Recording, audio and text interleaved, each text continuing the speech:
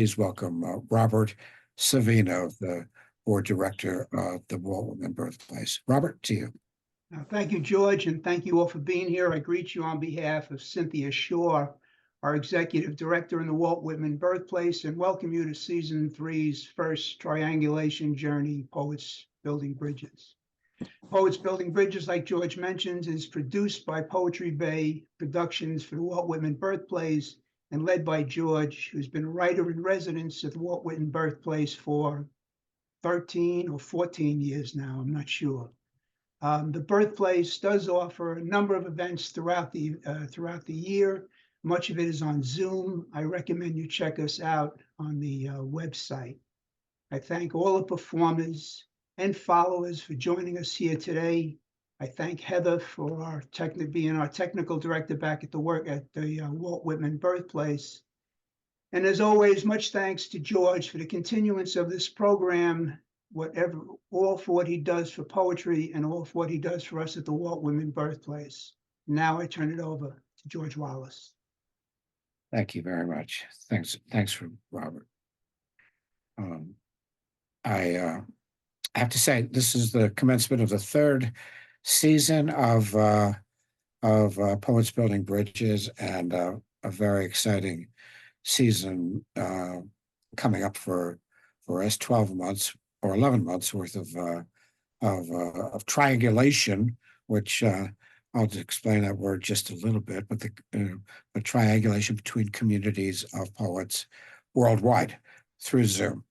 And for whatever the challenges of the COVID era, one of the great things that I believe has come out of that era is the realization of the potential for communicating with each other online through this methodology, Zoom methodology.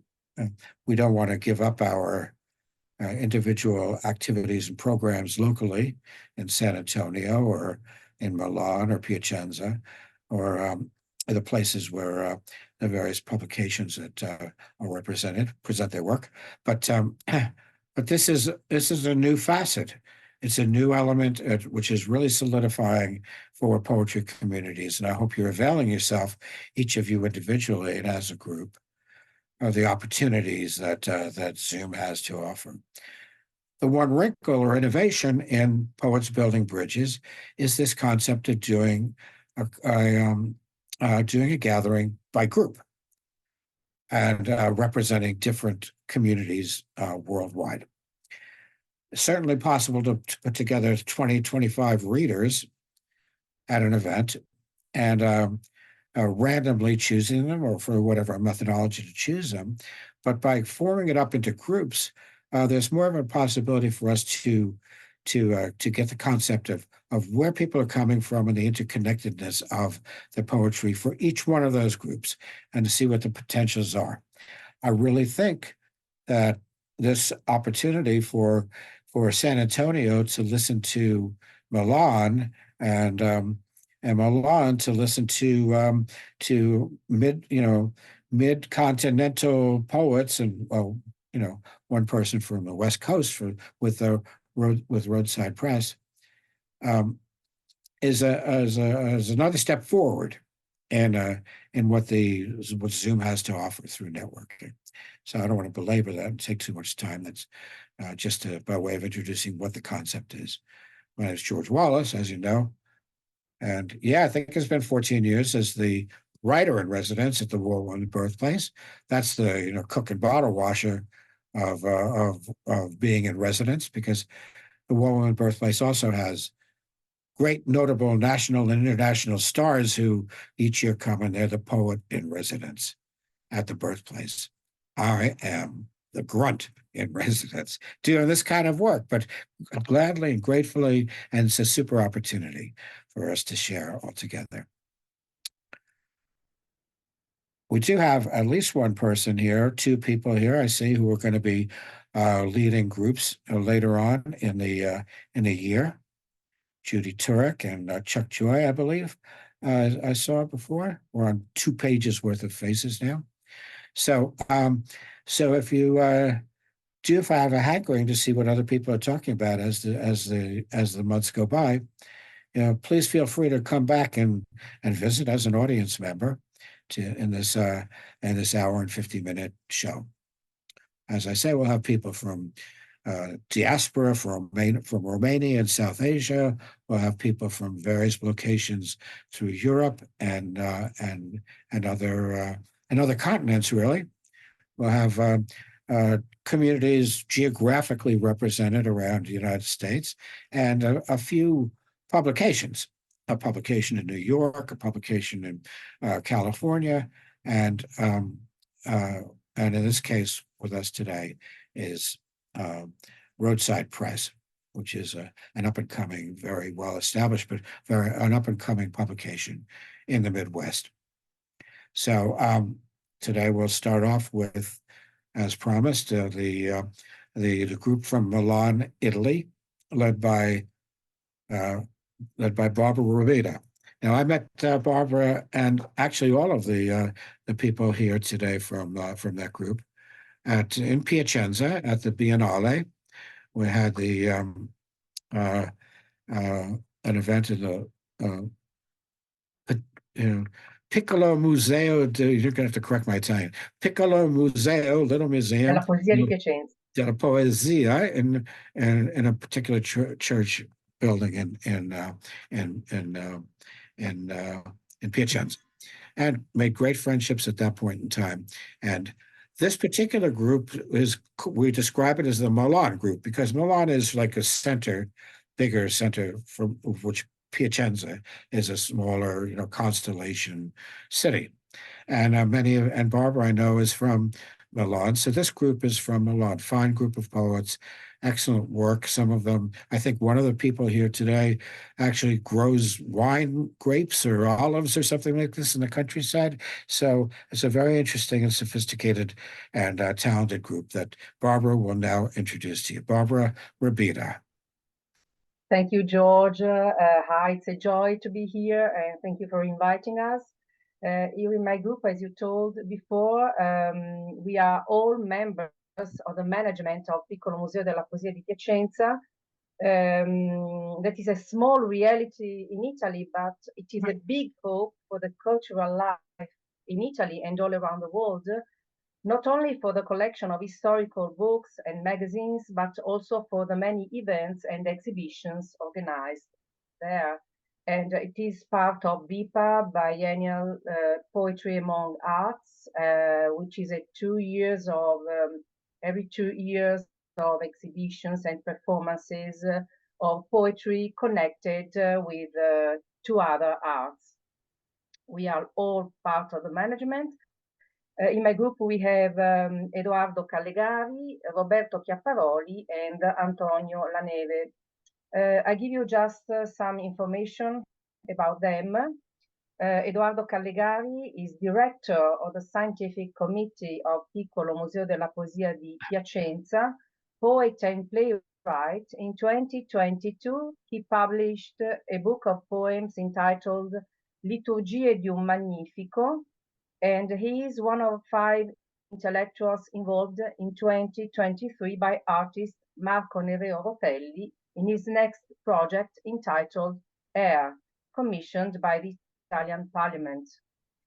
Roberto Chiapparoli lives in Tortona, Alessandria. He is one of the founding member and vice president of the BIPA, Biennale Italiana di Poesia fra le Arti, and member of the directive board of the Piccolo Museo della Poesia di Piacenza.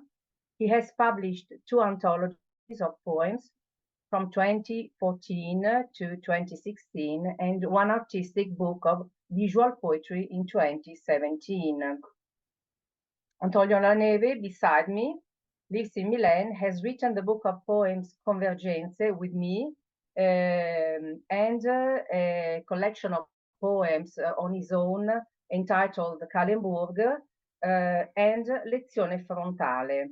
He is also in a plaquette of different authors in L'Artigiano di Versi, published by Stampa 2009. He's also part of the management of Piccolo Museo, and etc. and so on. I am Barbara Rabita. I live in Milan and I've written some poems in the collection Sentire, published by Pagine, the book of poems Convergenze, written with Antonio Laneve, and a collection of poems called Poliedri.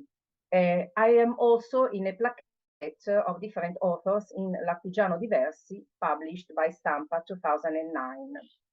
Okay, now I'm gonna read two poems of mine, first in English and then in Italian. Okay, quite short. What is an egg doing all alone? Egg among the eggs, of a clearer color, careful to be of the right ovality, so as not to disturb the ellipses of those present. Fragments of it are discovered in the pen before it heats up, difficult to grasp with fingers, incorporated as they are in the slimy substance of creation. Cosa ci fa un uovo tutto solo, uovo tra le uova di colore più chiaro, attento a essere dell'ovalità giusta per non disturbare l'ellissi dei presenti?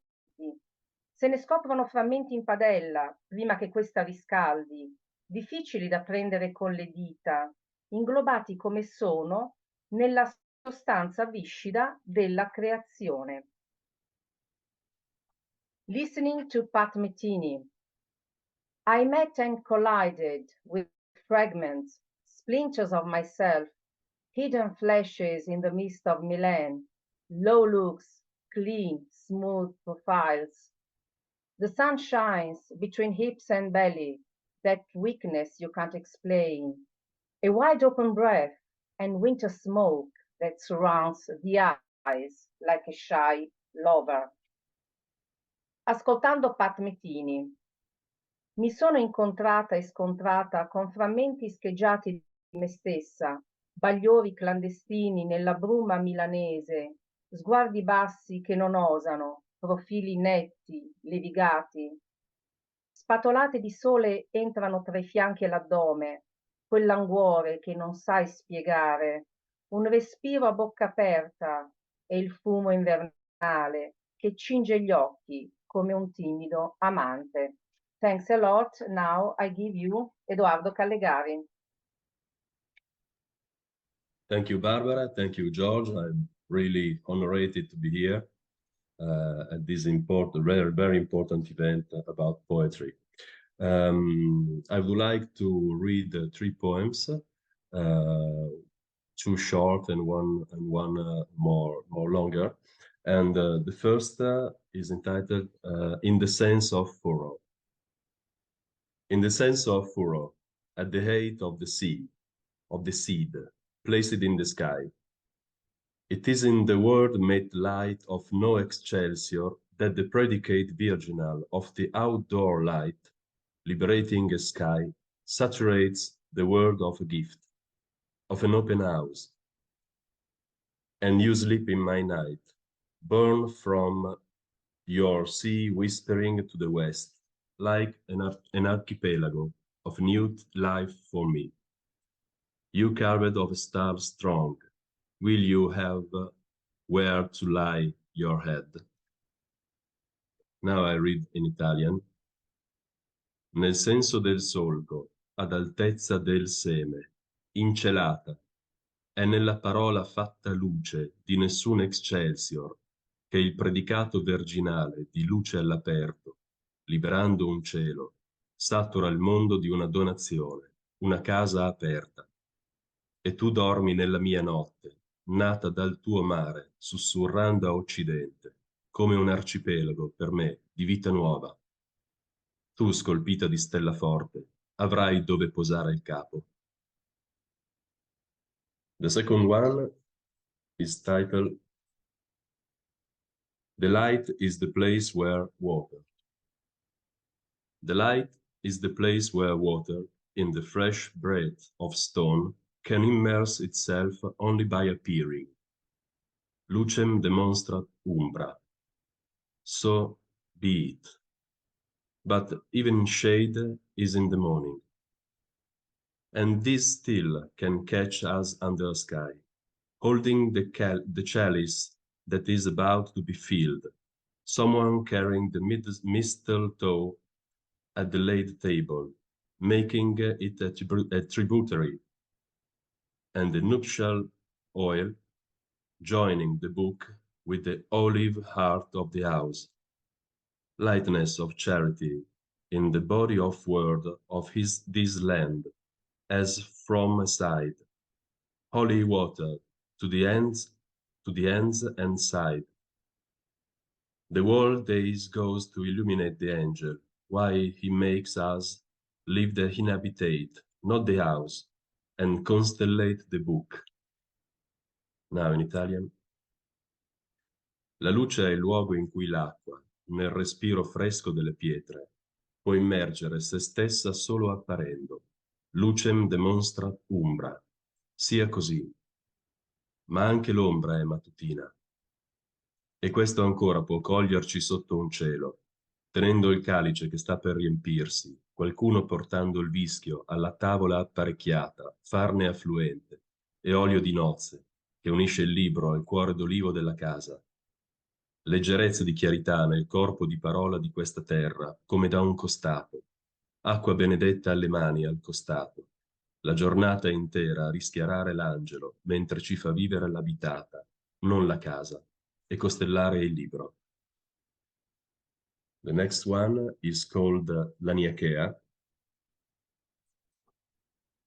In Homer, the words to describe man are the same as those used to define light. And in this there is a light, stopped by the emulsion of all space, present and to come. And this the summer contemplation is, without the necessary preparation of the climate. Before the contemplative autumnal sooner pacified. I think of your autumn falling in unison, withdrawing to the light, to contemplate itself as a vacuum begins, where the crystalline soul divides the lights into ideas of misery that occupy the soul, and the living Jordan comes in to nourish hope, where everything is an invitation, whatever the direction of the return taken by the healed would be. Where a tree of life grows as big as an immeasurable paradise, everything becomes real to the point where a promise is kept, in a time where the origin of time is in the configuration of the incompleteness of a description. And to ask for more than this, then the air in store for the morning shall not disincarnate its own crystal summa. Our days will have births as a faithful farewell, its farewell to witness from the dominance of witness, antecedent to each other, and such a reticence, éclair d'insignifiance, will be the only presence of our mere being, donated as and a response, saturated with donation. A translation in Italian. In Omero le parole per descrivere l'uomo sono le stesse usate per definire la luce. E in questo c'è una luce, fermata dall'emulsione di tutto lo spazio presente e che verrà. Ed è nella contemplazione estiva, senza i preparativi necessari del clima, prima del contemplabile autunnale, più presto pacificato. Penso al tuo autunno che cade all'unisono, ritraendosi alla luce per contemplare se stesso, mentre un vacuum ha inizio dove l'anima cristallina suddivide la luce nelle idee di miseria che occupano l'anima. E un Giordano vivente entra per nutrire la speranza, dove tutto è invito, qualsiasi fosse la direzione del ritorno presa dai risanati, dove un albero della vita cresce grande quanto un paradiso incommensurabile. Tutto divenuto reale, nel punto in cui è mantenuta una promessa, in un tempo dove l'origine del tempo sta nelle configurazioni della incompletezza di una descrizione. E chiedere più di questo, che l'aria in serbo per la mattina non disincarni la sua stessa summa di cristallo. I nostri giorni avranno nascite come un addio fedele e addio alla bianchezza dalla dominanza del bianco, antecedenti l'una all'altra, e una tale reticenza, éclair d'insignifiance, sarà la sola presenza del nostro mero essere donato, e una risposta satura di donazione. Thank you, George, thank you all. Edoardo. And now Roberto Chiapparoli. Hello, everybody. I'm very pleased to be here. Thank you very much, George, for the invitation. And I would read 2 or 3 poems today coming out from a series of 26 that goes under the title Surfing the Alphabet.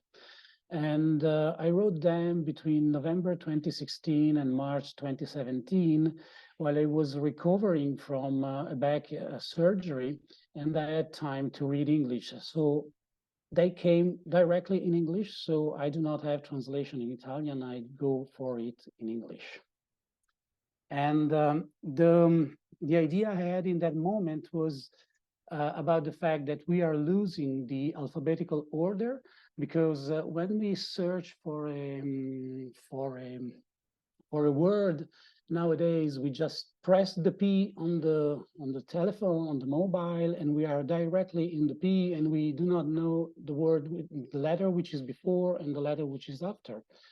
And I had also in mind some works of Vito Acconci, Vitoacconci, which is an American artist and poet. And he used to have, he wrote some poets about putting words one after the other in an alphabetical order with no apparently meaning significance between one to the other. And another idea he had, it was to, how can I say that, to take the definition of the dictionary and put them in a different way in the page, so to deconstruct what the dictionary was trying to constructing. And so the poem has 3 parts. One is the description of the word from the dictionary, and then there's the body of the poem, and then there's a comment by an unknown she. Utopia. For learners of English, variable noun.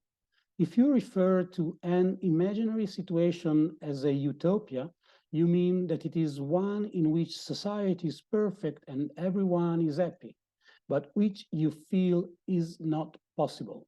www.collinsdictionary.com. Once I was up in the mountains, drinking beers with some friends, many other people at the hut. A low, foggy cloud approached us. I don't know whom of us said it. We suddenly were all together, blowing against the cloud to stop its way. In a few seconds, we were surrounded by fog, wet fog, but we all kept blowing in an unsuccessful unity. She said, surprised, "What a story. I never understood whether you do think about these stories or you actually live them. Are you mad or zany?" Zany, for learners of English, adjective, usually adjective noun. Zany humor or a zany person is strange or eccentric in an amusing way, informal in American English, etc. Noun, a silly or foolish person, simpleton, www.collinsdictionary.com. I've always loved idiots. They say what others live and accept, and they say it for no personal advantage. I've always loved foolish. They live nothingness, and even if defeated, they're still standing, looking for humans. She said to me, "It is a matter of perception and experience." Experience for learners of English. Number 1, uncountable noun, Experience is knowledge or skill in a particular job or activity which you have gained because you have done that job or activity for a long time. Number 2, uncountable noun. Experience is used to refer to the past events, knowledge, and feelings that make up someone's life or character, etc. Number 4, verb. If you experience a particular situation, you are in that situation or it happens to you. Number 5, verb. If you experience a feeling, you feel it or are affected by it. www.collinsdictionary.com. Isn't it funny? We have a serial perception of things, fragments by fragment, not a complete sight. Without knowing it, we build up a vision. Is there anything comprehensible in this world? Our experience of things is fake ab originem, she said, uncertain, and think about everything we lose, all the details. And that's it. Thank you very much for listening. Thank you, Roberto. And now let's go to Antonio Laneve beside me. Hello, everybody. I'm really proud to be here. And these are my works, a couple of unpublished. First is called Werewolf. I want to kill a part of me. My first 20 years hanged to a cloud of dry teardrops, or like a road of diaries crushed by a caterpillar. All the nonsense of those times is a poisoned shadow yet below the picture of the document of my dangerous identity. I want to kill my first 20 years because I was born in a slaughterhouse, lamb in a world of wolves. Now in Italian. Licantropo. Voglio uccidere una parte di me, i miei primi 20 anni, appesi a una nuvola di lacrime secche, o come una strada di diari schiacciata da un caterpillar. Tutto il nonsense di quei tempi è ancora un'ombra velenosa sotto la foto sul documento della mia pericolosa identità. Voglio uccidere i miei primi 20 anni, perché sono nato in un mattatoio, agnello in un mondo di lupi. The next, I love to play with words, and this is titled Cardiac Message. I lay a drop of salt near borderlines painted with homemade blood in days of loneliness. Millions of hearts playing our favorite songs when we are together, far from every tear. No words on my skin, waiting for heroes of scent, but your name forever. Just a sense to be here, now. Messaggio cardiaco. Lascio una goccia di sale accanto a confini dipinti col sangue fatto in casa nei giorni di solitudine. Milioni di cuori suonano le nostre canzoni preferite quando rimaniamo insieme, lontani da ogni lacrima. Non ho parole sulla pelle in attesa di eroi o santi, tranne il tuo nome, per sempre, solo il senso d'essere qui, ora. Thank you very much. Thank you, Antonio. Thank you, everybody, really. Thank you. George. Wonderful.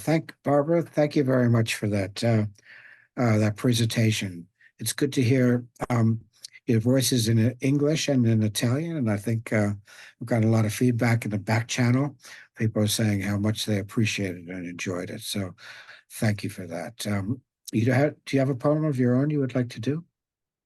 Barbara, Sorry? do you have a poem of your own? I poem, yes. Another one? I think 12:30. I think we have Okay. time I've for got one, it. maybe I've just got an it. English. How about just an I've English? got it. Hmm. Okay, let me check. Ok. Allora, vediamo questo. Devo avere la traduzione in italiano. Questa qua, eccola qui. Ok, stagioni. Ok. Well, Seasons. Okay, I've got it. Found. Seasons.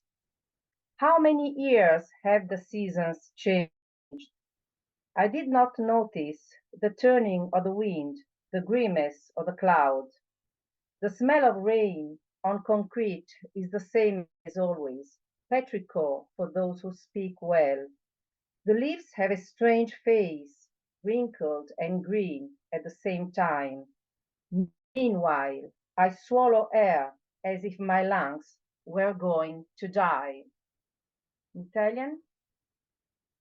Stagioni. Da quanti anni cambiano le stagioni? Non mi sono accorta del volgere del vento, della smorfia della nuvola. L'odore di pioggia sul cemento è lo stesso di sempre, petricore a parlar bene. Le foglie hanno una faccia strana, rugosa e verde al contempo. Intanto fagocito aria, come se da qui a poco dovesse mancarmi. Ok? And it was Barbara Rabita. Thanks once again, Barbara. Beautiful work. Thank you. We now turn to our friends in San Antonio, which we have people from Long Island and the Walt and Birthplace have a special relationship with, for only because Alexandra Vanderkamp, the director of Gemini Inc., was for many years part of the Long Island poetry community. And Gemini Inc. is one of the foundational and most important organizations for poetry in the San Antonio and greater San Antonio region. I say greater San Antonio region because there's a lot of towns and there's a lot of cities around the United States, but in particular the frontier, the front of the borderlands, the Gloria Anzaldúa country between Mexico and the southwestern United States is a particularly well-defined subcultural region with its own emergent culture of its own, which, as I said, was really defined best by Gloria Anzaldúa as an emergent culture in the borderlands between cultures, not the old Spanish or Mexican or mestizo cult or Anglo culture, but the amalgamation of those cultures into a new one. And I think you'll probably see that with some of the work that's being presented by the group from San Antonio today. I did have one opportunity to come down to San Antonio and hang out with these wonderful folks, in particular Octavio Quintanilla, who's the compere of the group, who we became road warriors together, heading down to McAllen and did a lot of good things together.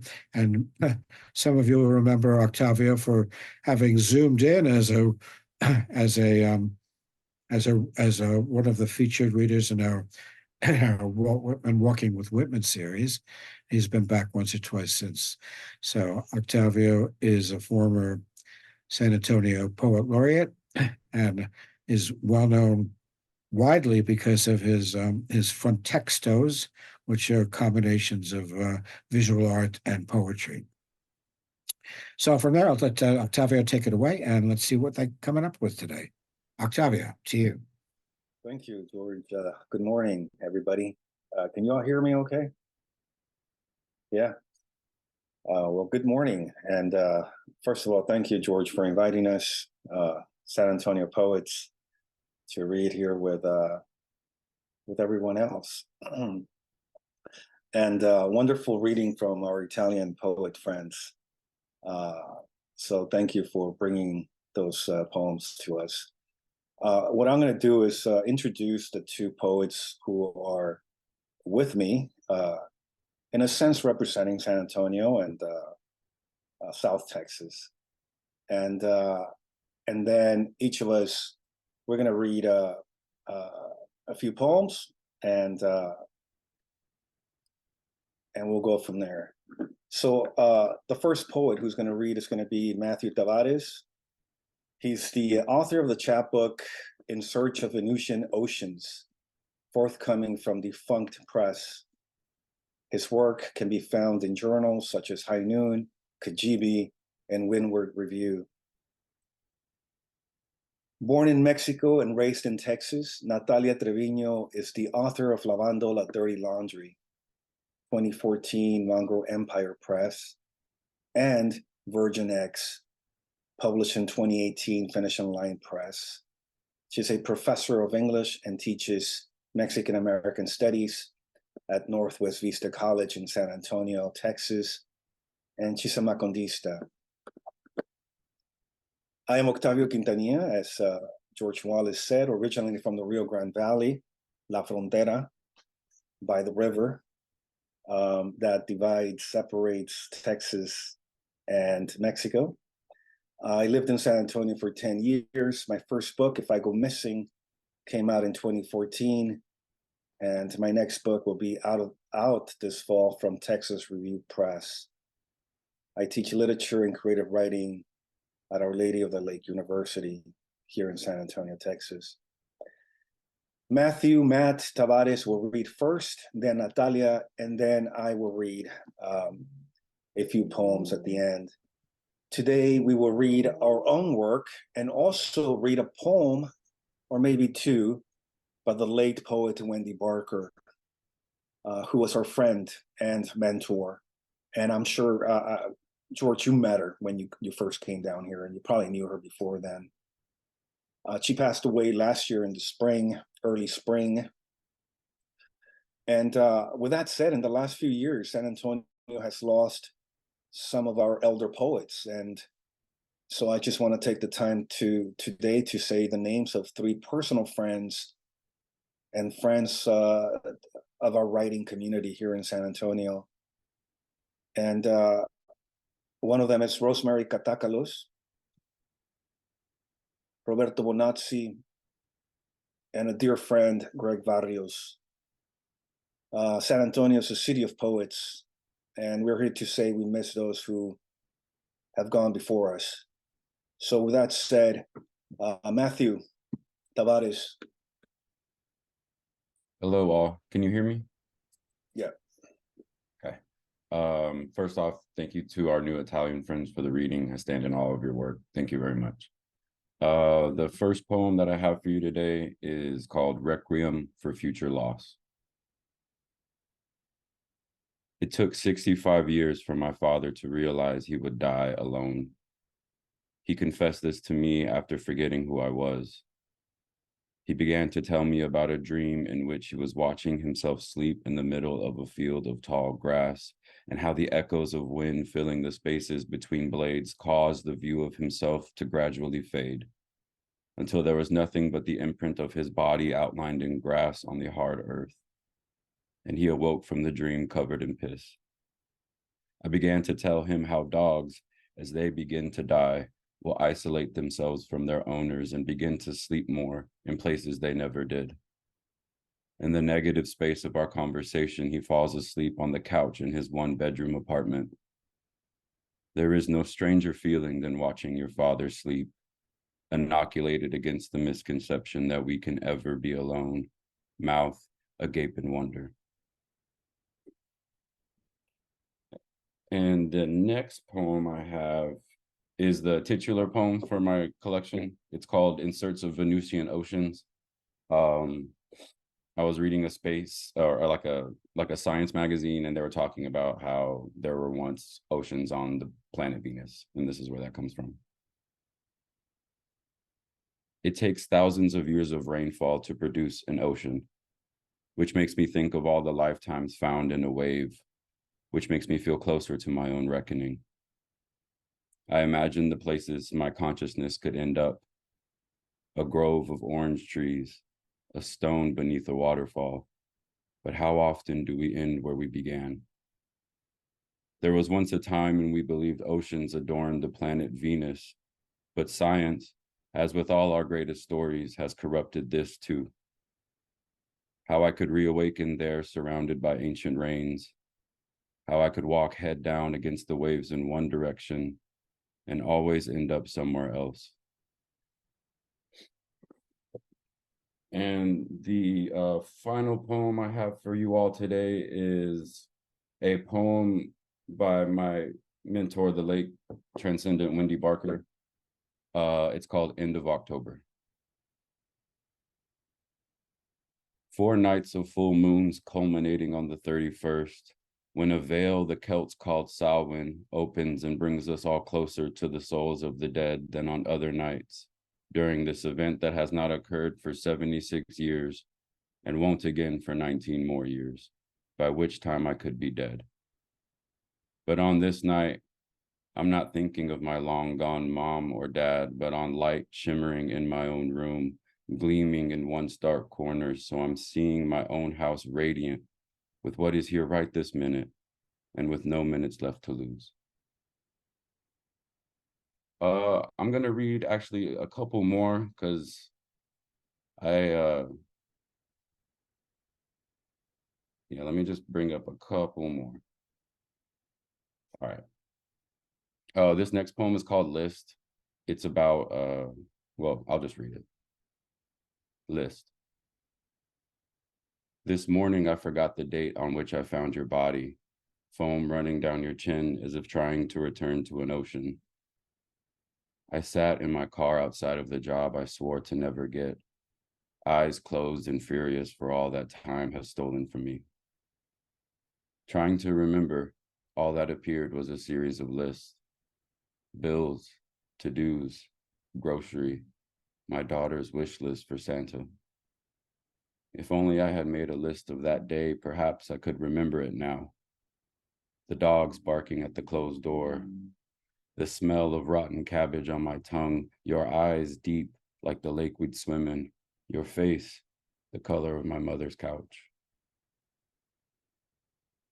And I'll end with one more. Excuse me, this poem is called Are We Ever More Than the Light We Make? My grandmother taught me about death while catching fireflies in her garden. There was no grand metaphor, no clever simile to describe the relationship between death and the light that appears when the bugs contract their abdomens. It was the way she tightened the lid of the jar, sealing off the outside air with the same indifferent arrogance of a god, giving them only a finite amount of time before all the air inside was gone. 3 days, she said, 3 days and they'll be dead as dirt. When she was finished and ready to go inside the house, she handed me the mason jar, which hummed like a galaxy. Each insect, a tiny explosion, as if the light was being transferred between them, an electric continuum of life. Panicked, I tried to open the jar, but my young hands could not loosen the lid that was slowly suffocating them. I squeezed and pulled till my hands lost feeling. Then I set the jar on the wet porch, went inside, and washed my hands for dinner. The fireflies dammed to a tower of waning light. The buzzing and glowing sang music and continued this way, unaware or unbothered by the fact that one day a radiance will fade and never return, and all that will be left is this wretched husk, breathless, still, and dark. Thank you.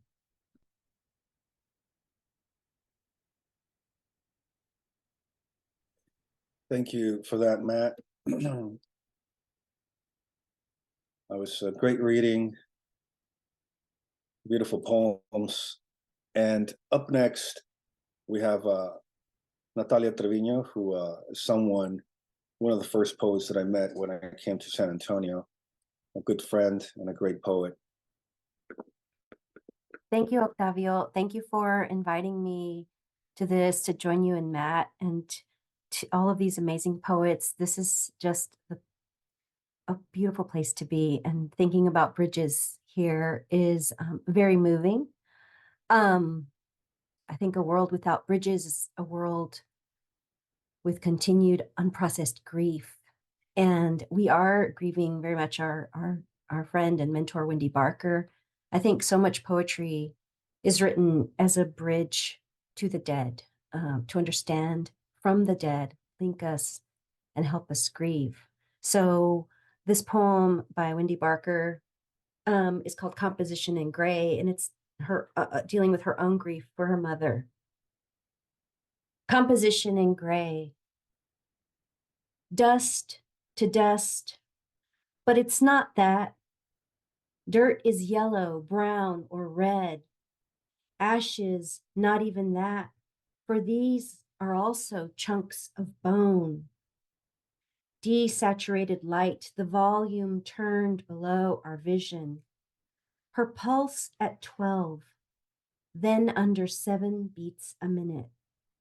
Throat choking fog through the night and noon, a pall that blurs angles of walls, the street signs turned to fuzz, illegible. Our senses can't discern the subtler shades of avian plumage, the various grays on chickadees, not even that. As though her ashes in the jar had drifted out and lofted by the air, have sifted over everything. And now the lake has died, the parasites, giardia, the scum of algae multiplied, loons abandoning their nests.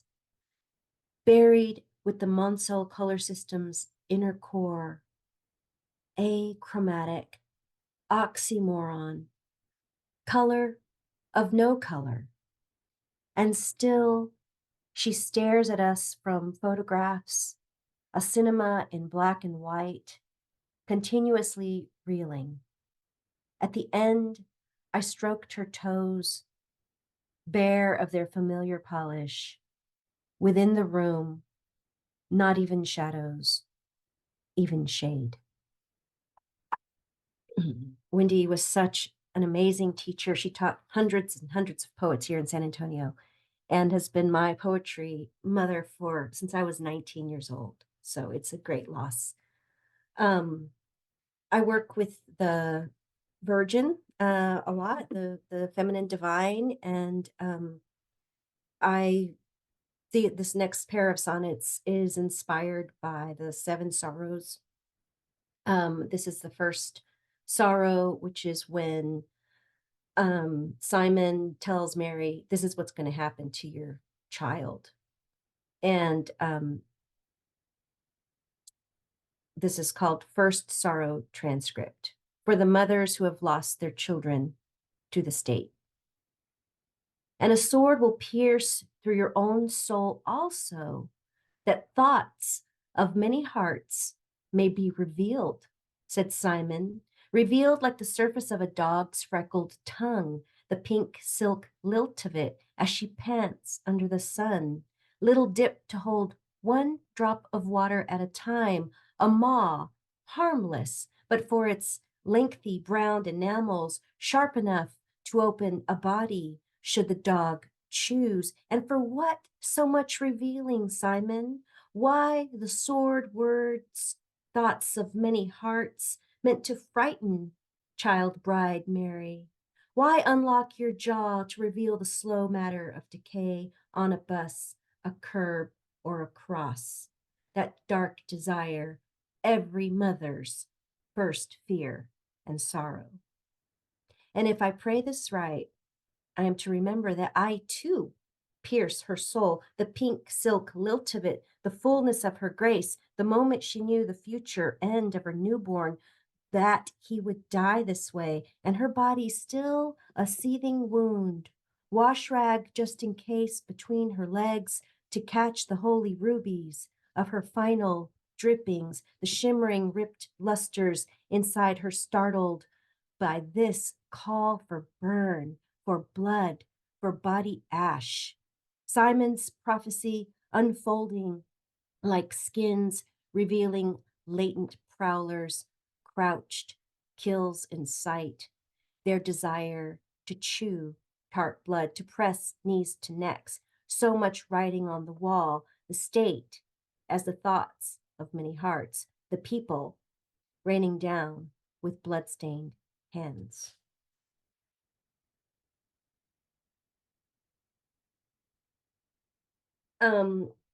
Another poem kind of dealing with the darkness in the world. I didn't learn history from history books. I learned it in my literature classes. How can you understand Chaucer without understanding the Ptolemaic universe? How could you understand the Romantic poets without understanding the French Revolution? And so this call for poets building bridges is, I'm so grateful for it.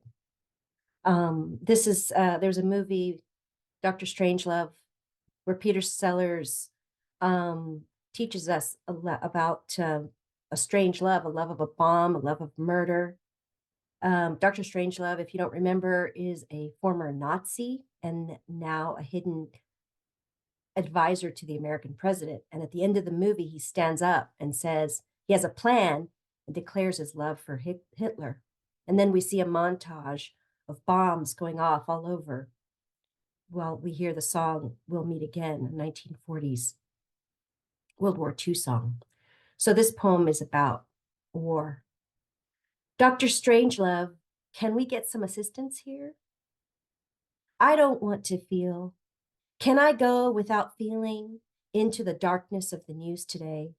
Disconnect my heart from my body and make my body work, numb for things good, for things light, for justice, with a nerve blocker for my heart so I can muscle machine myself through. But I stand here machining again because poetry is energy, alive, contains multitudes of revolutions of thought that turn into dreams and plans on the steps of cathedrals in the hope that solidarity is somehow a comfort to one person far away. And this possibility makes me spend all the love I have on this for the people, by the people thing, sending my own voice into clouds, even if only to be burned immediately by the sun. I still don't want to feel today. I want an ice pack, an ice bath, an anesthesiologist. So if I see the child's marred face, her hunger, the bombs, I can still move an army tank out of the way with the power of a single poem touching a single human heart, the right heart. So I can stomach the cold bowl of noodles I have the privilege to eat today. I don't want to feel a thing when I see the hole that is the mass grave, the angle and size of the gravel pit to hold the bodies that had just been living. There is no time for poets to panic, no time for watching, for taking in the losses. And it is not because I am anything bad that I do not want to feel this. And it is not because I am anything good that I want to leap into a building and grab a hand and bring it to safety, to a cup of black tea, a bowl of warm soup in a quiet kitchen across the planet where the sky is roaring. I am but consequences, a bundle of nerves, cerebral impulses, those that can help you or me or none of us in solidarity on this Saturday. I am but a fragment of a refrain that has been said and said and said. Sustain love, not war, no, no more. A song so old, it too seems to have floated into the clouds and burned off by this year, by the cold glare of noon's eye on this new day. I am but a lucky strand of DNA on a patch of this continent, inconsequential as a four-legged table, a red ceramic bowl, a cup of hot water, a candle yet to be lit. Yet those are the only things left for me to give my son. I do not like to write this sentimental poem, putting words to the spiral of feelings, the futility that this new war has made of my reach. Yet who would deny a bird its own wing, would not make room to offer seed, enjoy its pecking, watch its desire to fly immediately unfold despite the snow? We know how inconvenient it is to feel our feelings, and does it all come down to how my fellow human, the one responsible here, also does not want to feel, wants to machine his muscle through because his idea, the one he loves, is pure, impenetrable, anesthetic. And is he so successfully numb and so successfully pain-free that he feels so very big and consequential with his axe and his crackling missiles? Do his bombs pound and pound the tunnels of his mind with oceans of amnesia? Does he remember Peter Sellers standing up in Dr. Strangelove? Why then so unwilling to love a stranger?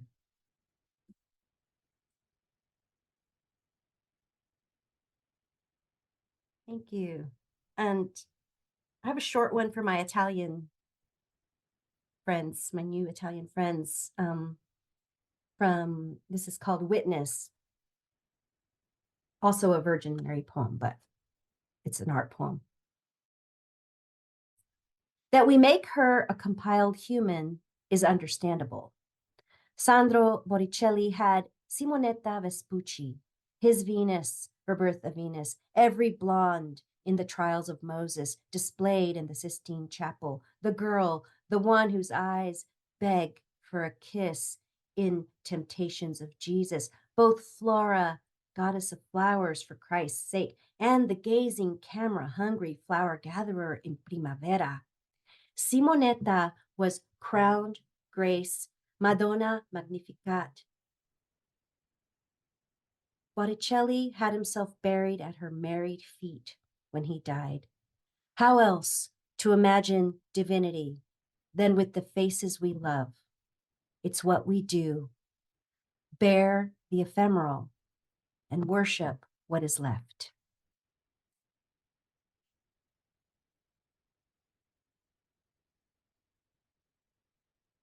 Thank you, Natalia. Great reading.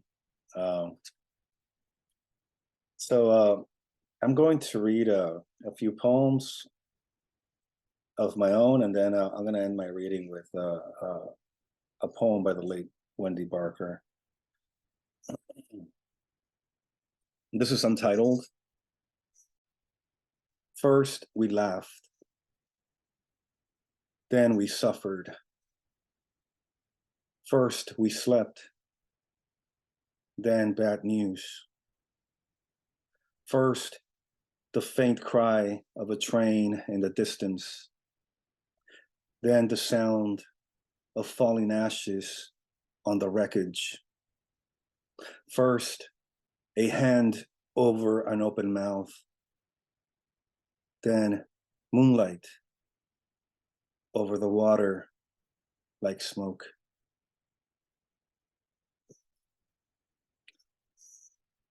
This is also untitled. Well, let me keep track of time here, 10:50, 11:58. Untitled.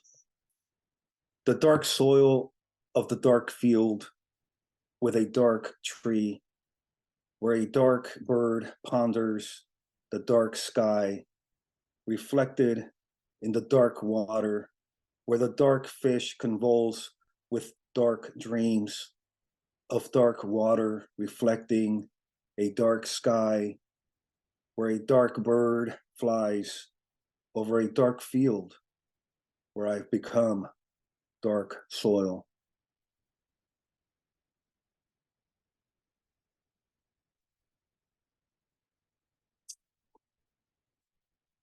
This is also untitled. I pretend I am the piece of paper you'll begin writing your life on. I pretend I am your spine, and I hold you up when you want to cave in. I pretend I am your sorrow, and I pretend to leave you as happy as I found you. I pretend I am the city in which you first kissed me, and I pretend I am full of light. I pretend I am the moonlight that brightens your face as we stand in the middle of a dark road. I pretend I am your younger self, and I pretend I can't wait to meet me. because I prefer to be lonely with someone by my side. I pretend I am your husband and pretend you love me back.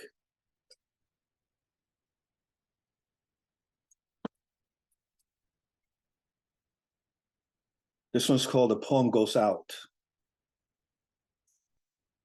A poem goes out into the night looking for its poetry, looking for its face, looking for its metaphors, and looking for its smile. A poem goes out into the rain looking for its offspring, and its offspring are sleeping with each other.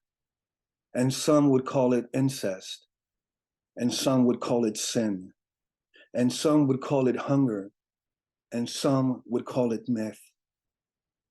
A poem goes out into its loneliness and finds its missing metaphors, and finds its missing smile, and finds its missing offspring who keep sleeping with each other so as to make a poem whose poetry will stay.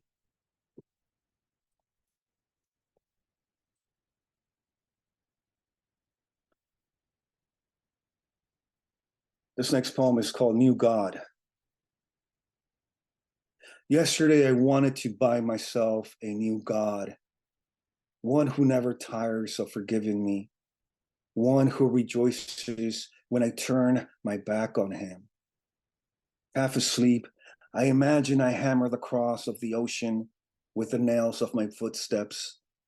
Yes, I walk on water, and in the distance, I make out the light of your station. Here, we meet underneath the North Star, and I tell you I want to buy a new God, one with the courage to break my fate in two, one whose hand will guide mine to your heart, so the history of all your loves can be revealed. Yesterday, as I invented a new God, I thought of all the years I claimed I would surrender not to be here, contemplated all the goodness I have lost.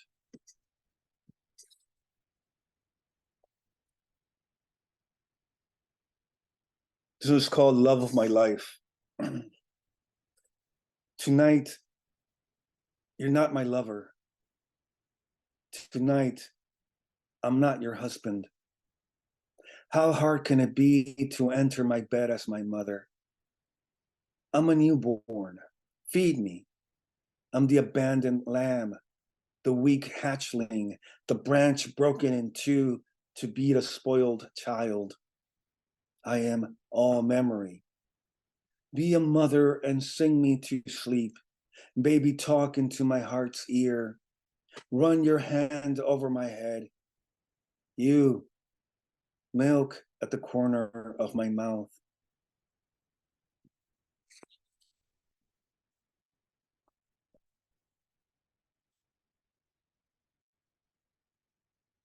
Thank you. I'll read one more of mine and then I'll end with Wendy Barker's poem. This poem is called Poem Writing a Suicide Note. By the time you begin writing this poem, your father is dead. This time it's for real. Unlike that poem you wrote, in which you have him fall from a ladder, cracks his head, loses memory, but doesn't die. How much more pretending must you do? How small you are, and that mortgage you'll never finish paying until you are the age he was when he died, for real. You keep writing. In another poem, he's a construction worker, South Texas sunlight hammering his back, and he dies in the end. For you, it was all pretend. Most of your adult life, you've been like a 5-year-old, faking patricide, not documenting it in poems, all the while afraid to dirty your hands with true blood. Keep pretending to be 5 and offer your testicles to his for his inspection. How silly you feel in this memory. Such a tough guy now, knowing there was nothing shameful or perverse about it. Just a man making sure his son had the balls to rise against him if necessary. You'll never finish paying the student loans you drag to bed every night. How much longer will you pretend the world does everything right and all you do in the world is wrong? If you could only believe one last time that missing someone could be infinite, could outlive you, pretend for your sake that maybe it does, that maybe it already has. Thank you all. And so this morning I picked up Wendy Barker's book, Weave, New and Selected Poems, and I didn't plan what to read. I just opened the opened the book, opened it to a page 120, and the poem is called Frida Up. He said I had nice ones. And this is a great poem because Wendy Barker was such a great poet.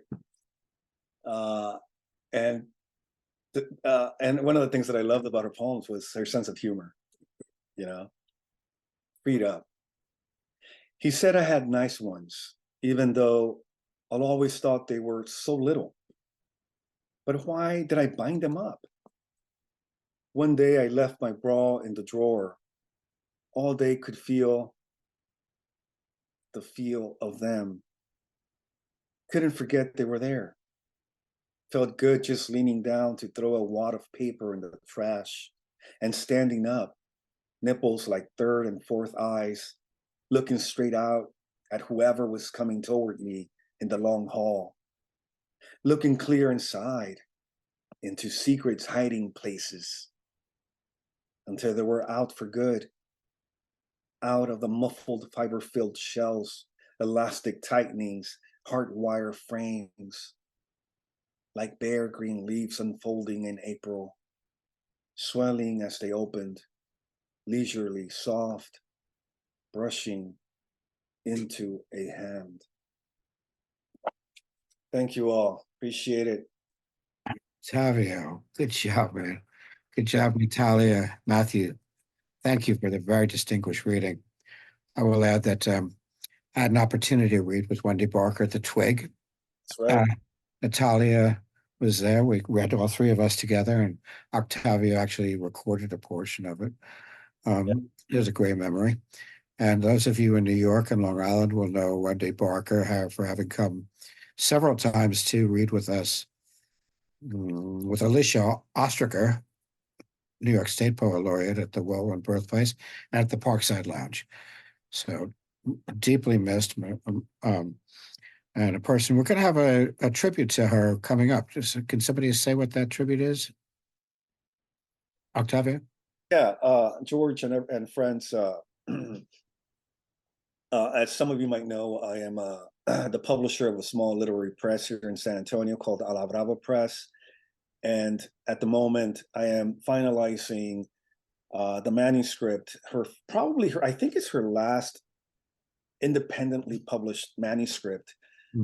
It's a chapbook of about 15 poems that Matthew Tavares here translated into Spanish as a project for one of my translation classes at the university, at Our Lady of the Lake University. And he did such a great job that we have decided to publish Wendy's poems and Matthew's translations, all with the blessing of Wendy Barker. Natalia Trevino has offered an introduction, and so we're hoping that early this spring we will have the chapbook, and we're definitely going to have hopefully a wonderful launch of the book, not just to celebrate the publication of this book, but also to celebrate the poetry life of Wendy Barker.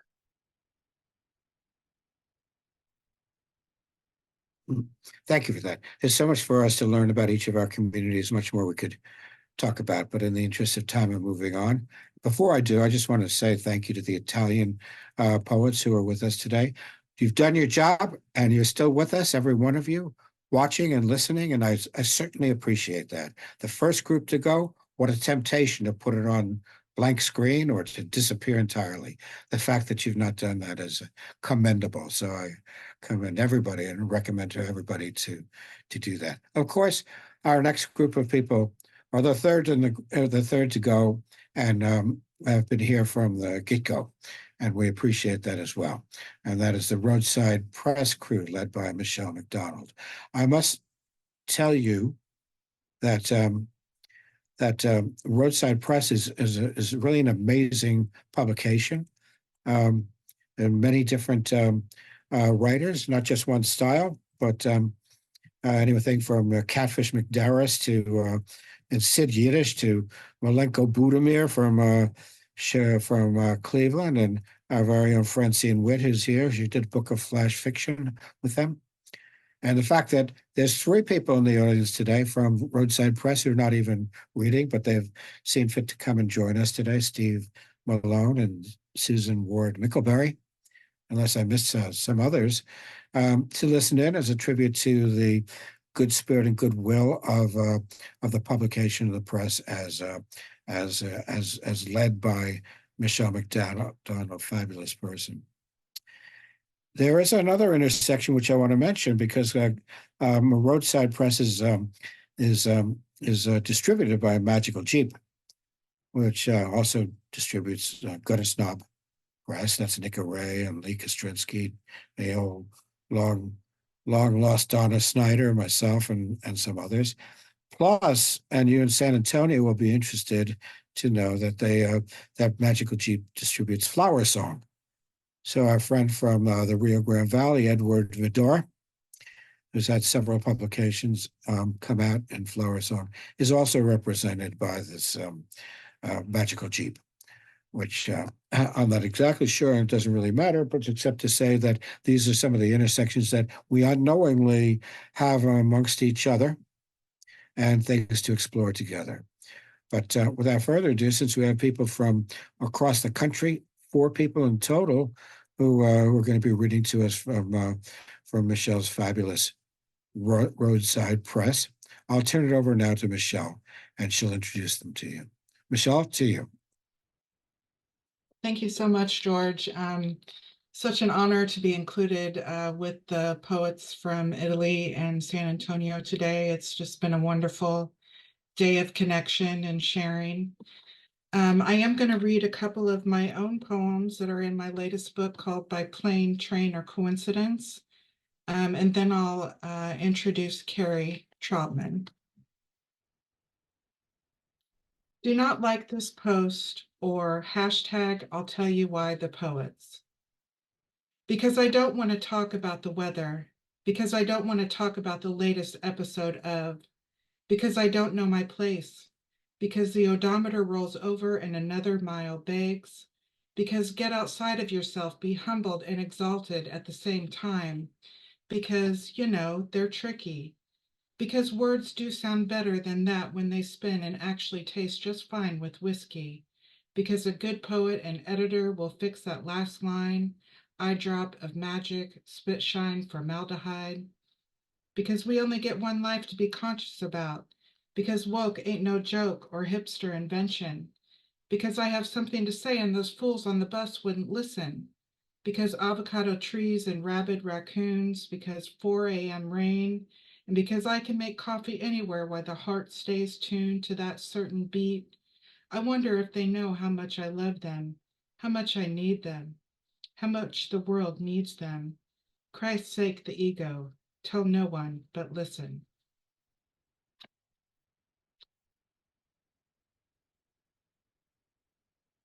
There'll be time for that later. She began noticing everything in her world was manila colored. Her skin had turned manila. The bare mattress on sheet changing days, manila. The very air filling that room, yes, manila. If her life resembled anything at all, and perhaps there are more appropriate words for colors, seen and unseen, but I tell you, it was every molecule Manila. The grainy, the slick, it all tasted the same. She contemplated gold, soft light, water shadows, lamp shades. There is no sound to Manila. All the laundry turned this color, all the lids and all the unwashed hands and corners and every broken thing.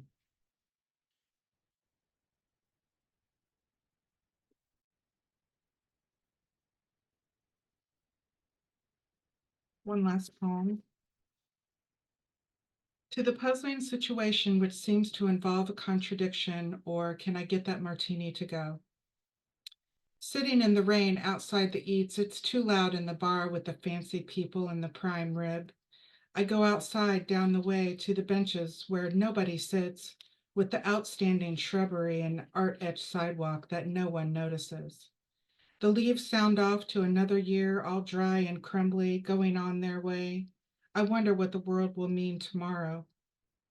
The sound of tread on wet pavement, the smell of winter coming, of finding a place to stay for a spell. The other diners shudder by in their quicksand agenda. I hear the last tail of flip-flops hitting the autumn concrete. It should be a new moon tonight. The holidays loom in the next weeks, and we shall see if all is good.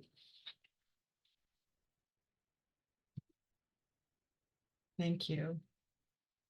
Up next, we have Carrie Trautman. She's a lifelong Ohioan and co-founder of ToledoPoet.com and the Toledo Poetry Museum page on Facebook, which promote Northwest Ohio poetry events. In 2019, her one-act play, Mass, was a winner of the Toledo Repertoire Theater's Toledo Voices competition. Carrie's most recent books are Artifacts, To Be Nonchalantly Alive, Maryland Self-Portrait Oil on Canvas, Unknowable Things, and Irregulars. She's very busy. Everybody, Carrie. Thank you, Michelle. So I'm just going to read two poems today from my Roadside Press book, Unknowable Things, which came out almost exactly a year ago. My most recent poetry collection. So this first poem is the title poem. It's called When Drinking Alone, the Mind Ponders Unknowable Things. Which different turn of a 10-year-old's bicycle might have led to an entirely different lifelong string of lovers? The exact proportion of water to sand for castling, not sprinkling away to nothings, not landsliding to shapeless sludge. My last words to my father, his to me. Why a deteriorated rope hangs from a dead tree in the downtown scraggly cliff edge of the Maumee River. Surely no tire swing. Even last-ish words would suffice. There must have been a phone call. Hey, pause. Is Mom home? Lyrics for a melody stuck replaying staggered bits of itself behind my eyebrows, beyond cumulonimbus clouds, beneath the dirt's named strata. What I do wrong each time I mix an old-fashioned, each bartender doing it differently, better than the last, so I keep letting them. I keep going. This next poem is an ekphrastic poem after a Mark Rothko canvas. It's untitled from 1960. You know Rothko, you can imagine what it probably looks like. This poem is called Withholding. Rothko's planes of layered pigments barely press toward each other, like teenage thighs inadvertently but controlledly aligning in football bleachers. Like china cabinet wine glasses hovering, not clinking together at footsteps. My son taps his phone. My onions simmer on the stovetop. I don't ask if he's ever kissed a girl or boy. I can't remember for him the first time he gasped and screamed in sterile hospital air. I can't press his chest against another to ignite sparks. Some pigments were never intended to blend or would bleed so fully they would transform. He thinks he knows the risk of transformation. It's as if Rothko knew I could never say everything, knew that my son would never boil over, that I can't remember for him the moment he decided to lean away, and I can't unsteady his balance into me. Sometimes two beings are bridged only by air carrying the scent of browning butter. Some bodies coexist, appreciating, simmering from a safe distance like a dare. That's all for me today. Thank you very much, everyone. Thank you, Carrie. Love that ending. Up next, we have William Taylor Jr. He lives and writes in San Francisco. He is the author of numerous books of poetry and a volume of fiction. His work has been published widely in literary journals, including Rattle and the New York Quarterly. He was a recipient of the 2013 Kathy Acker Award and edited Cocky Moon, Selected Poems of Jack Micheline. His latest poetry collection, A Room Above a Convenience Store, is available from Roadside Press. All right. Hi, everyone. Thank you. Thanks so much to Michele and George for having me. I'm going to read from A Room Above a Convenience Store. And this is the title track, if you will. Room Above a Convenience Store. I like books and poems, films and paintings that tell stories of sad lovers in old rooms, existing as if in some abandoned dream or Edward Hopper painting, because that's what the world boils down to, at least the parts that I have known. The soft melancholy that pierces the heart, the truth of it is a kind of home. And who among us doesn't long for a room above a convenience store to exist a while outside of things?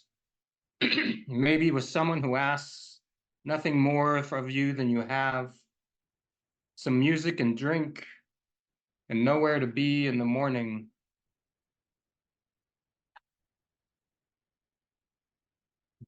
This is called If Your Loneliness Were a Flag, You Could Wave It. If your loneliness were a flag, you could wave it high above your conquered lands. If it were a car, you could paint it metallic blue and drive it over the cliffs of hell into a fiery sea. If it were a ship, you could fly it into the heart of the sun. If your loneliness were a god, you could curse it or petition for mercy. If it were a stranger, you could turn it away at the door. If it were a heart, you could stop it. If your loneliness were love, you could steel yourself to it, toss its letters unopened into the trash. If it were a law, you could break it or strike it down. If it were a house, you could set it aflame and watch it glow from distant hills. If your loneliness were your mother, you could pack your things and run away, make it suffer for all those years of pain. If it were a ghost, you could banish it back to the nether realms with a spell or a charm. But your loneliness is a song, and you have an ugly voice. The neighbors complain every time you try and sing.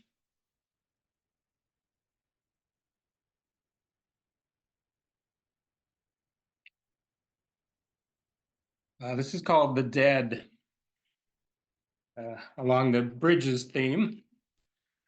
These days, the dead come around more and more with their warnings and advices, their trails of crumbs. They make me nervous with their bravery, the terrible immensity of their freedom. More and more, the dead used to be my friends back when they were living. Now they know my secrets and all the things I never said. I don't sleep sometimes, imagining the conversations and the gossip parlors of the void. It's Saturday night and the dead are here like they've nothing better to do.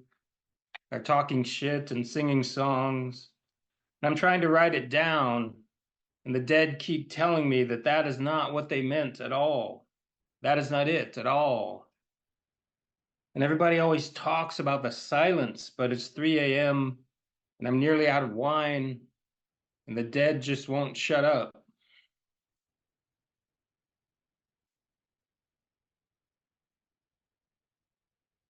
This is called The World. Honey, go ahead and let the world whine and cry like the lost and broken thing it is. It's none of our goddamn business. Let it drown in its own useless tears, its own filth and noise. We are beholden only to this moment, which will shape in our own image like the gods we are.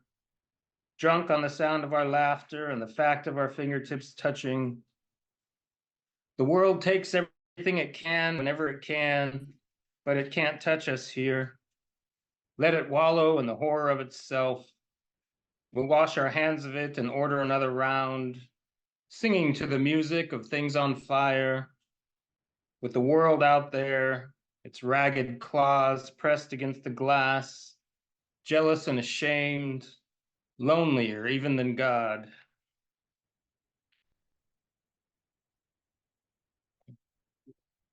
And this is my last one, called I Walk the Tenderloin at 3 a.m.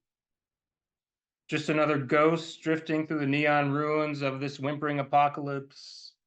Strangers demanding cigarettes, telling me of their grief, hungry for some wounded thing to feed upon.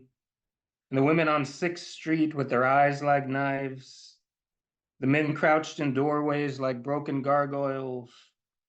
Vendors of sorrow on every corner. And a man with a bobby pin tries to dig quarters from the parking meters, but they only take credit cards now. And a girl on Jones Street, she's addled and stumbling beneath the weight of some unseeable thing. And she asks me something, and I tell her no. And her curses follow, damning me to any number of hells. Her t-shirt saying, I can't wait till Friday. Thank you.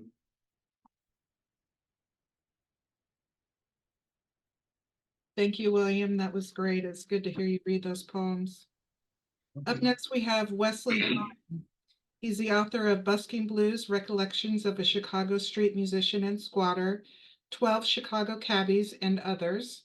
He is featured twice at the Green Mill Poetry Slam in Uptown Chicago and is the new host of the Poetry Open Mic at the Gallery Cabaret every 4th Saturday.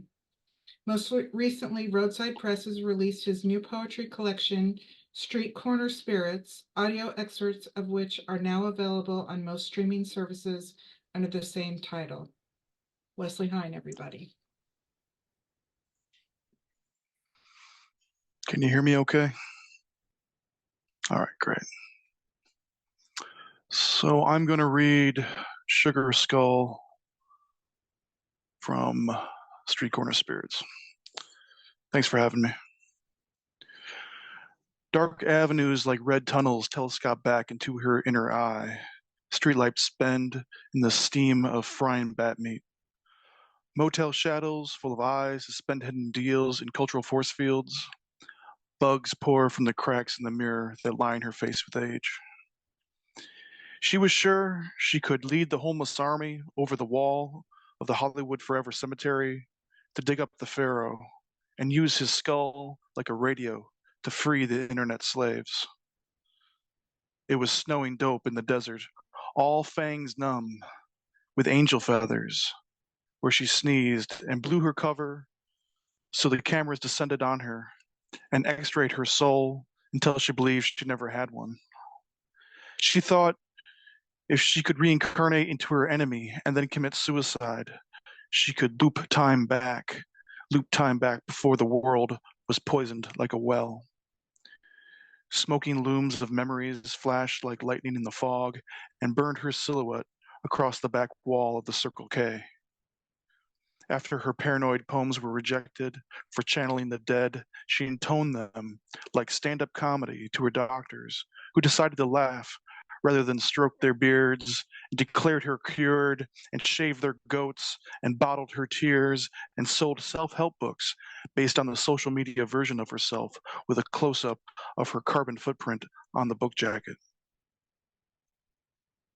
Pungent flowers will grow from the decay of her good intentions, blocked orgasms, confabulated glory days, menstrual sunsets, lying pen pails, parent expectations, self-inflicted lobotomies, fever halos, conspiracies with the moon, apocalyptic codes, bonfires with the damned, the eulogy she wrote for herself, her caramelized brain, garbage islands, melting mushrooms, elephants in the room, dental dams, teddy bears, street corner prophets, endless lists of regurgitated objectivity, and personal madness giggling like musical rubber numbers under the shade of time. Will we ever sleep again? Will we ever dream in a new language? Will we be able to change the world but preserve our precious melancholy mythology? Or can peace only arrive through desolation? Can we, through trial and error, checks and balances, be crowned with utopia, teetering on the peak of this round of recorded history, torn by time, skinless, stretched, on the rack of the sun, wheeling in slow motion, teeth shattered in TV static, shh, it, or God whispers. Thank you.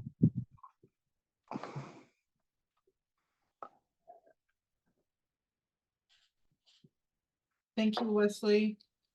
And before I introduce our last reader, I can't get off here without mentioning that Roadside Press is also the proud publisher of a George Wallace book entitled Resurrection Song, which I hope everyone will check that out.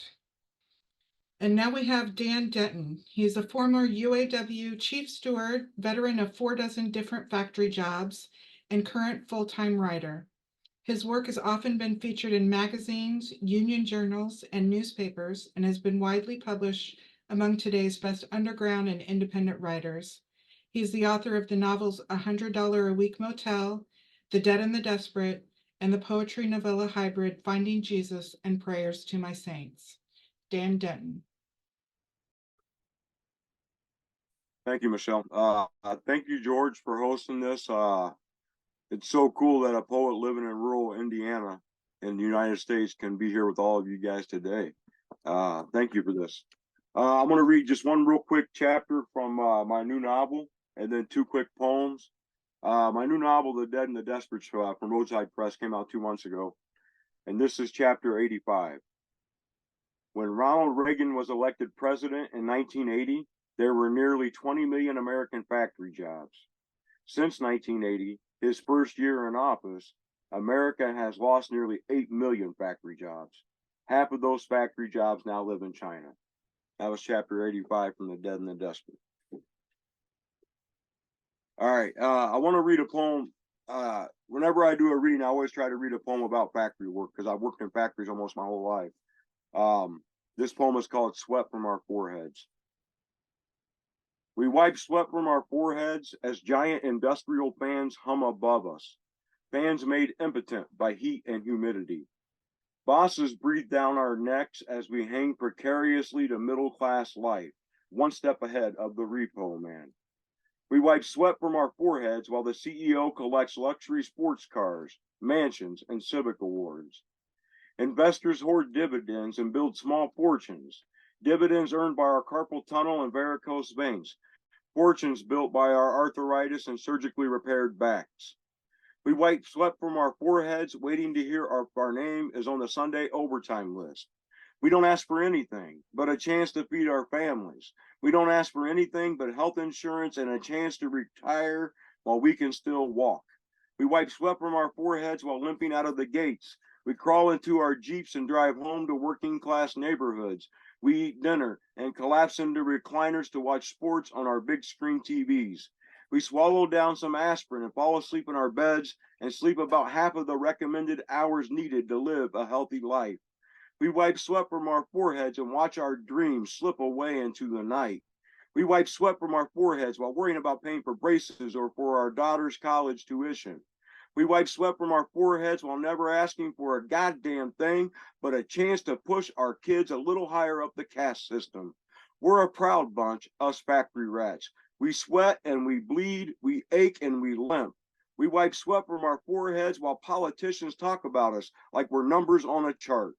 We wipe sweat from our foreheads and we barely notice the industrial fans that hum above us.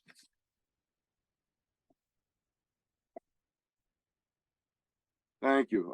This last poem I'm going to read is a poem I wrote a couple years back, and it's just about the most accurate representation of what writing poetry has been for me. It's called Do It. Do it so that Charles Bukowski didn't write in vain, living on 40 ounces of cheap beer and 2 candy bars a day. Do it so that D.A. Levy knows it's still worth going to jail for. Do it so that Federico Garcia Lorca's life still means something. Do it so Shakespeare knows that it's to be. Do it so that Roque Dalton knows it's still for everyone. Do it so that Janice and Jimmy know they can finally rest in peace. Do it because Leonard Cohen left us, and so did Bowie and Prince and Merle Haggard. Do it so the radio doesn't forget them. Do it because you're worth more than the factory that feeds you. Do it because you're deeper than the TV shows you watch. Do it because they said you would never amount to anything. Do it so the weird ones know that they're not alone. Do it so the underdog has the courage to keep fighting. Do it so the voiceless keep looking for a voice. Do it even though your hands hurt so bad that you can hardly hold a pen. Do it even though you work 2 jobs and 37 days in a row. Do it even though there are days you don't feel like a poet. Do it because 2017 might be another tough year. Do it because you've survived all of the other years. Do it even if monsters keep you awake at night. Do it even if bill collectors rattle your phone every day. Do it until you find it in your cereal in the morning. Do it until it gets in your bloodstream and becomes who you are. Do it until it's all that you can think about and you feel empty without it. Thank you, guys. Thanks for having me. And I want you all to take your mute self off mute, and let's put your hands together. Let's put our hands together for everybody that read today. Let's hear some noise. Let's hear some noise for Barbara, Antonio, Roberto, Eduardo, Octavio, Natalia, Matthew, Michele, William Taylor Jr., go to a friend from Kansas City, Westley, Heine, and Denton. All of you, thank you very much. I'll just say a final word to wrap this up. I think that what you've seen today, especially, it's a difference between an aggregation of poets and a community of poets. Here we have the guiding stewardship of Michele McDannold, when you can hear the threads that connect the different people that she's published, so that it becomes a community of interest, the interests that are shared between these poets, and it's non-geographically based. Similarly, we could have had 3 or 4 poets from San Antonio who were unassociated with each other. But no, I mean, Octavio put together and Barbara put together poets from your respective communities, where there's a thread and a connection which turns this aggregation of poets into a community of poets. So all of you, thank you for picking that up and doing it as you have. It's a demonstration of what I'm trying to achieve with this further building together, not just as an aggregation of poets, but as a community of poets with commonalities and interests that they could share. So I want to thank you all for joining us. Next month at February 10th, we'll have Chuck Joy with some Erie poets. We'll have Rebecca Shumeja with some Trailer Park Quarterly poets. And direct from South Cumbria, England, we'll have Annie Grant, an impresario, and several poets from the South Cumbria area of the UK. So there'll be a lot to look forward to. It's a big year ahead of us, and I want to thank you all for joining us and making this an important part of the Walt Whitman Birthplace programming. Thanks to the Walt Whitman Birthplace for hosting this, and to Robert Savino for being the MC of the event. And I'll sign off now and say thank you very much. We're going to finish the recording and go on your lovely ways this Saturday afternoon.